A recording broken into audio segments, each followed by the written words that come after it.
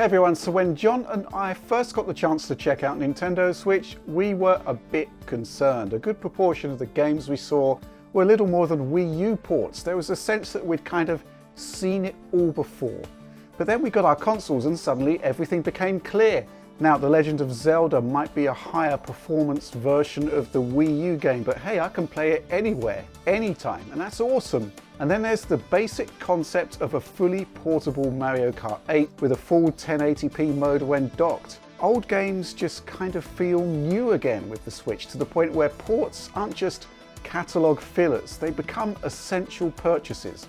On top of that, there's some pretty compelling evidence that given the time and effort, ports can be much more than simple conversions with frame rate bumps or resolution boosts. This is Shinen Multimedia's Fast RMX, an upgraded port of Wii U title Fast Racing Neo. Tegra hardware is pushed hard here, and the end result is a title that graphically knocks the spots off the Wii U version in pretty much every regard. Oh, and how about Lego City Undercover? It's not so much a Wii U port, more a conversion of the PlayStation 4 version of the game. And that's pretty cool, right? In short, these ports are looking awesome, so bring them on, more of them. In fact, we can think of a big bunch of Wii U games that would be instant Switch hits, starting off with Bayonetta and Bayonetta 2. And it's funny that we should mention that, because developer Platinum Games is starting to drop some pretty heavy hints that its Wii U back catalogue is heading to Switch. And yes, we believe that this is a very good thing. The Switch is fast becoming our favourite console for 60 frames per second gaming, a key objective for Bayonetta, which pushes the envelope in terms of fast, slick fighting gameplay. Wii U couldn't quite keep up with the game's sometimes insane demands, but we'd hope that any prospective Switch version would iron out the frame rate issues and include a resolution boost for docked mode too. And that kind of goes double here for Bayonetta 2.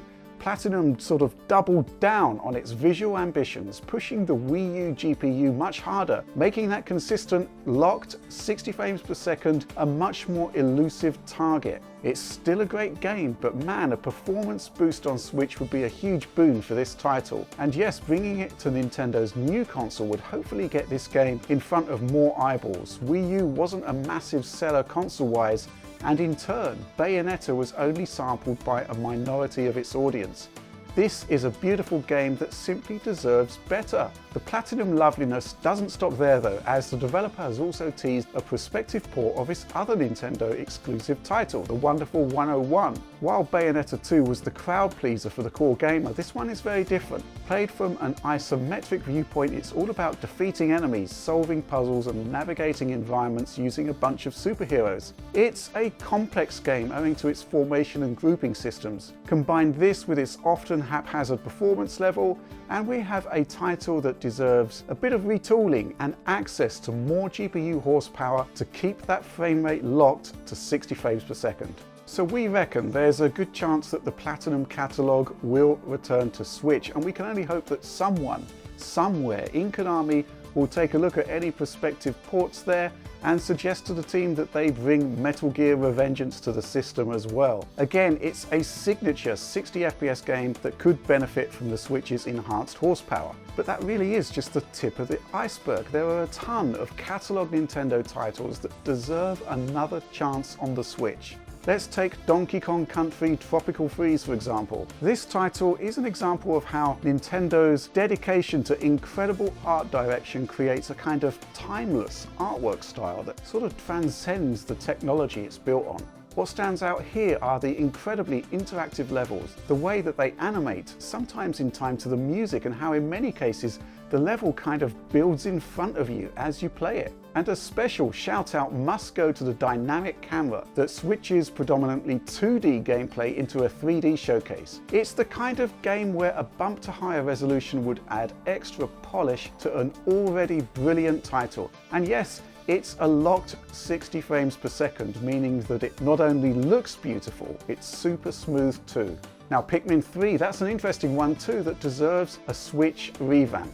It was released fairly on in the Wii U's life cycle, and it's one of the few Nintendo franchises that locks to 30 Hz. The reason why should be self-evident. The visuals here are simply exceptional, with stunning art direction, brilliant effects and superb texture work. A straight out-of-the-box port would work just fine, even without enhancements.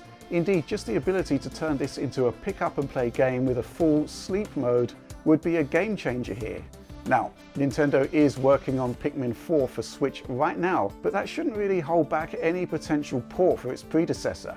The new game is still early in development, and a prospective port would plug the gap nicely. Now, previously we've seen conversions of the first two titles from GameCube to Wii, so there is precedent here and we remain hopeful. Okay then, so we already know that a new Super Mario game is nearing completion on Switch. That'll be Super Mario Odyssey, which John played at E3. It's well worth checking out his report there, but it's fair to say that its release may prevent any immediate ports of existing Mario titles, and that would be a shame. Super Mario 3D World on Wii U isn't the best looking game on the system or the most technologically advanced, but again, it's a masterpiece of design, bringing to life a beautiful range of ideas that play out across the various levels. It's another example of how hugely imaginative gameplay and state-of-the-art direction combine to create distinctly kind of Nintendo titles that look and play like nothing else on the market. And yeah, while we're at it, let's bundle in Captain Toad's Treasure Tracker as well, a standalone Wii U title spun out of Super Mario 3D World. It's more puzzle-based and still a delight to play. And yes, these two games look great, and once again they feel great. Both, once again, lock to 60 frames per second. I mean, we could go on here, and yes I will. Super Mario Maker takes us back to the classic 2D gameplay that defined the series, the twist being that the user can create their own levels. Now, it's a concept that works beautifully on Wii U and indeed 3DS, but it does kind of highlight that perhaps not every game is ripe for porting onto Switch. The level creation elements practically demands the use of the touchscreen. Now, of course, this is no problem at all for the Switch in portable mode, but it would mean that level creation would be off the table when docked, and I'm not sure Nintendo would ever release a game where key functionality only works in one mode. I think that the portability aspects of the Switch are the key defining factor that makes so many of these Wii U ports so desirable, the ability to dip in and out of gameplay whenever you want. And so I thought to myself, why limit ourselves just to Wii U ports? Now, we know that quite possibly the GameCube Virtual Console is a thing that's coming, but full ports of key Wii and GameCube titles would also be hugely welcome. Metroid Prime 4 is coming, but it's so early in development that Nintendo could show us nothing more than a logo at E3. So in the meantime, why not bring the original Metroid Prime trilogy to Switch?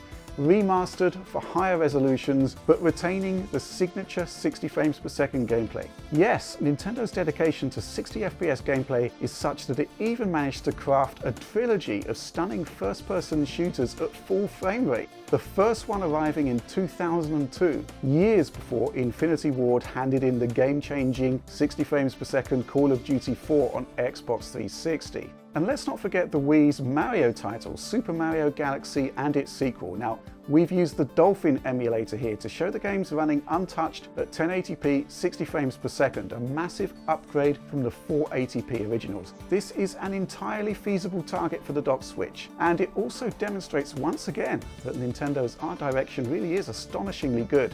Clearly, if these games were being made today, the developers would roll out more impressive visuals and higher resolution textures, but even applying 10-year-old artwork to a full HD output just kind of works.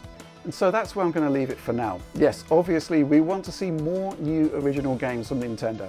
I mean, you look at games like ARMS, and it's clear that this company has so much more to give in terms of new concepts and ideas, but the firm's back catalogue is evergreen. And in the case of Wii U, the fact that the console didn't sell so well means that there's a huge amount of potential in getting older titles in front of gamers who've never played them before. And yes, the ability to play them anywhere, possibly with technological enhancements on top, is just too good of an opportunity to miss. In short, we were wrong. We thought that Wii U ports would diminish the Switch offering, but the reverse is actually true. Old games get a new lease of life and add to the diversity of the library. Bayonetta 1 and 2, the wonderful 101, well, bring them on, and hopefully more too. Okay then, well, that's all from me for now. Do like and subscribe and follow us on Twitter. But that's all from me. Thanks for watching.